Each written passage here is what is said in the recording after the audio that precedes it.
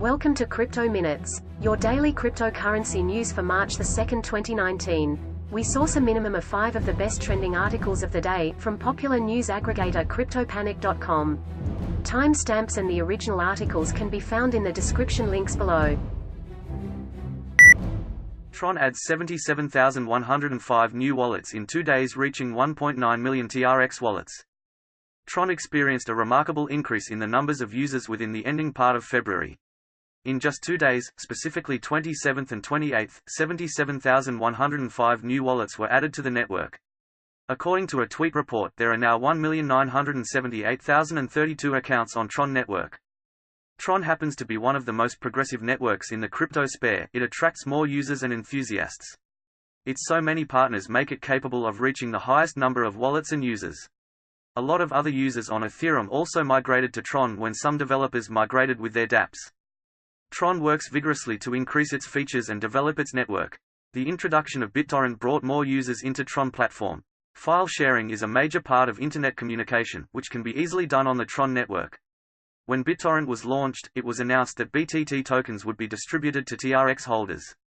According to the announcement, which was made in early February, 11% of BTT circulating supply representing 10,890,000,000 BTT would be initiated by the Foundation. About 11.88 billion BTT would be given to TRX holders in the following 12 months to bring the circulating supply of BTT to 12%.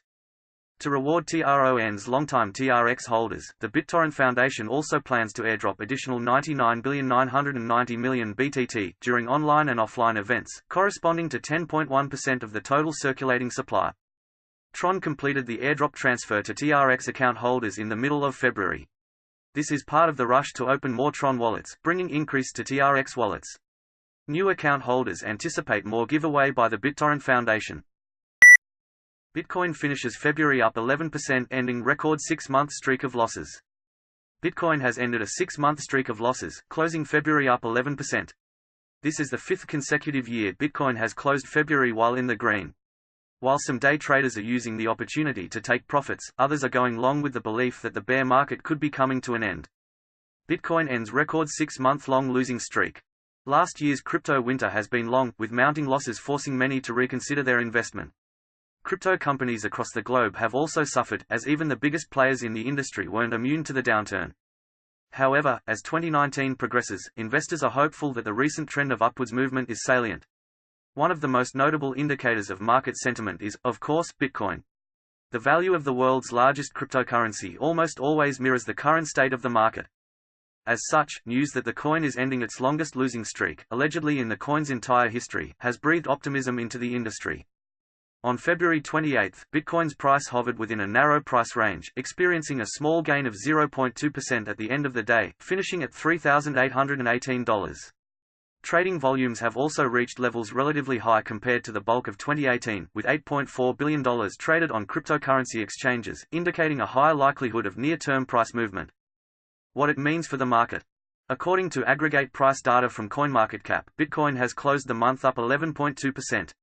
While relatively modest compared to previous Februaries, the 11% increase means that the coin's 6-month-long losing streak is over. And despite much of that growth happening from February 18 to February 24 when Bitcoin passed the $4,000 mark, it could still represent a noticeable improvement in the market. In the previous 6 months, Bitcoin prices dropped 9, 6, 4.4, 37, 7 and 7.5%, respectively. The 37% drop in November caused the most damage, fueling a sell-off that brought the coin's price down to its 2018 low of $3,300. However, while the month ending in the green is almost universally considered a good sign by traders, many crypto investors remain skeptical about Bitcoin's stability at current price levels. A number of crypto Twitter personalities pointed out that the hype generated by February's rally could spell trouble for the coin, arguing that it might fuel sell-offs as some traders take profits. Others suggest that this is a temporary improvement and that the bear market will continue through the summer. Overall, the overwhelming sentiment surrounding Bitcoin's recent movement could be characterized as cautious. Experienced traders and investors are looking for more sustainable growth in order to declare the winter over.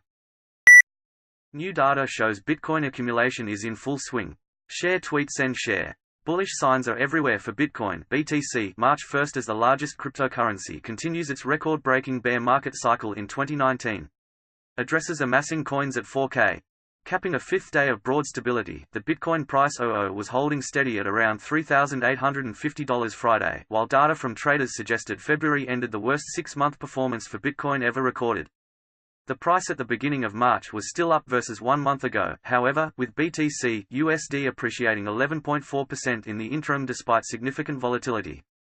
At the same time, analysts were looking at technical factors to determine whether BTC's underlying strength continues despite price suppression.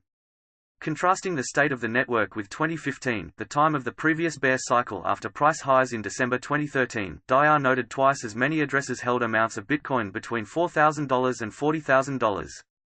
Addresses holding anywhere between 1 and 10 Bitcoins now represent nearly 10% of the circulating supply, researchers noted. Despite the bubble burst, Bitcoin holdings in these addresses increased by 5% since Bitcoin's peak. Since January 2017 to date, the most popular band of address holdings have seen an increase of 38% with an average of 35% increase year-on-year since 2015. Halving excitement builds. Messari founder Ryan Selkis added that the increases come despite the BTC price now being worth 15 times more than in 2015. Delphi Digital co-founder Anil Lulla found more reasons for most Bitcoin holders to be cheerful. Just 3% of BTC addresses hold more than a whole coin. There's a max of 21 million people in the world who can own one Bitcoin, and the total population currently is already close to 8 billion, he reiterated. Lulla's comments were within the context of the Bitcoin block reward halving event, scheduled for May 2020. As Bitcoinist reported, previous halvings have entailed increases in the Bitcoin price by orders of magnitude. Swiss bank launches crypto token on Ethereum in a first of its kind. DOGECOIN Bank SA has begun an airdrop of DOGECOIN (DUK or DUCAS), a free-floating speculative token that is currently entering circulation in an initial coin offering (ICO) manner. We confirm the real start of a bank's cryptocurrency after a year of intense legal, technological and emotional effort that has required the consolidation of all our skills and knowledge, says André Duca, CEO of DOGECOIN Bank. Each DOGECOIN new customer will receive 5 DOGECOINs for free and any referrer will receive an equal amount. The bank itself will receive 10 DUKs, or 50% of the supply. DOGECOIN will simultaneously reside in 2 environments, in the blockchain and in the books of a regulated bank. It means that when clients keep the coins inside DOGECOIN, they can enjoy multiple benefits, for example, the Swiss Deposit Insurance Scheme covering 100,000 Swiss francs, Duca says. DOGECOIN's current price, March 2019. While some banks have or are planning to launch a stablecoin pegged to fiat, this is the first time that a free-floating speculative token has been launched by a regulated bank. Similar to any other token or cryptos like Bitcoin and Ethereum, individuals can place buy, bid, or sell, ask offers, with the token seeing some volatility from circa €0.40 to a high of €2. To sell and buy DOGECOINs, the bank has created a secure internal marketplace that is designed as an easy-to-understand bulletin board that is linked to clients' accounts at the bank, Duca says, adding. It allows posting conditional orders providing liquidity or picking the desired orders from other participants using liquidity. All transactions executed on the internal marketplace are secured by the bank. DOGECOIN trading, March 2019. This is an ERC20 token, with the contract now live on the Ethereum blockchain, open for auditing by anyone. The regulated bank was given the green light in December to issue the crypto token ICO by FINMA, the Swiss financial regulator. They plan to further launch a stablecoin as well called DOGECOIN, which is to be pegged in as yet an unclear way, while the coin that was launched this Thursday is free-floating like most other cryptos. The online bank is one of Europe's biggest forex exchange and is positioning itself as one of the most crypto-friendly bank in the world. They're global, with offices in Moscow, Kuala Lumpur, Hong Kong, Shanghai, Dubai, Tokyo, as well as Geneva and other places. They launched Ethereum Contracts for Differences (CFDs) trading in October, with the bank so making history as the first to launch a crypto token which attracts a generous deposit reward program. There is no indication of dividends or buybacks from profits, however, so it isn't very clear why this would have any speculative value beyond it being the first bank-backed crypto token. Ripple scores minor victory in U.S. securities class action. A judge has ruled that an ongoing class action lawsuit against Ripple must remain in federal court, potentially giving the payments firm a slight advantage going forward. U.S. District Judge Phyllis Hamilton, of the Northern District of California, ruled Thursday that a class action lawsuit filed against Ripple and affiliated subsidiaries and individuals would not be shifted back to lower courts after lawyers for the company first moved to district court last year. This is a minor but meaningful victory for the firm, said Cobra Kim attorney Jake Chervinsky on Twitter. Stephen Palley, a partner at Anderson Kill, previously told CoinDesk that typically, corporate defendants in cases feel more comfortable with federal courts as lower court juries and judges are locally selected and thus could be more sympathetic to plaintiffs. Chervinsky agreed, noting that Ripple fought hard to keep the case at the federal court level. The case centers around XRP. The plaintiffs in the case allege that Ripple issued the cryptocurrency as an unregistered securities offering, a claim Ripple has frequently denied. Ripple Labs, its subsidiary XRP2, CEO Brad Garlinghouse and a number of other individuals have been named as defendants in the case. Long-term. Despite Ripple's win on the jurisdictional question, the case won't go to trial for years, if it goes to trial at all, Chervinsky told CoinDesk via email. The lawsuit will have to move past several other stages, starting with a likely motion to dismiss. Ripple will argue that the complaint fails to state a legally cognizable claim as a matter of law, even assuming all the allegations in the complaint are true, he said. If a judge rules against such a motion, or if Ripple decides not to file one, the plaintiffs can then file for class certification. Right now, Chervinsky explained, the lawsuit is styled as a class action but technically does not become one until and unless the court grants a motion for class certification. Only then can the discovery process begin, which would include plaintiffs and defendants exchanging documents, answering questions and conducting depositions. The case would still have to sort through motions for summary judgment before the judge can determine whether a trial is necessary. Possible settlements? It is entirely possible the case may end prior to this, however. Ripple and the plaintiffs may choose to settle the case, though Chervinsky does not believe this can happen in the immediate future due to procedural roadblocks.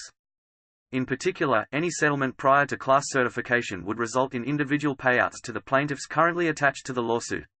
This would not prevent any future lawsuits from being filed against Ripple, and the investors suing the firm would likely not recover much of the funds. Should the parties settle after class certification, members of the class would waive their rights to another lawsuit, which the company would likely prefer. As a result, there isn't much incentive for Ripple or the plaintiffs to settle the case before the class certification stage, Chervinsky said.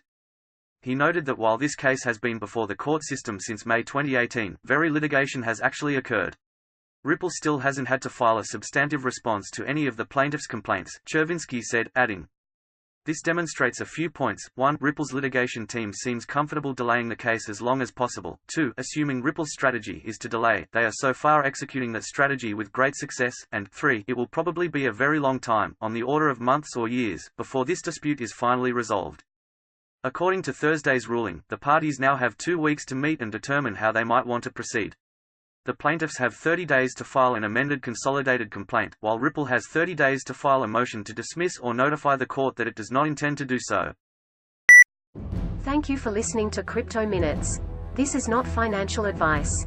If you enjoyed the articles, please click like, share and subscribe or donate. See you tomorrow, for more breaking news.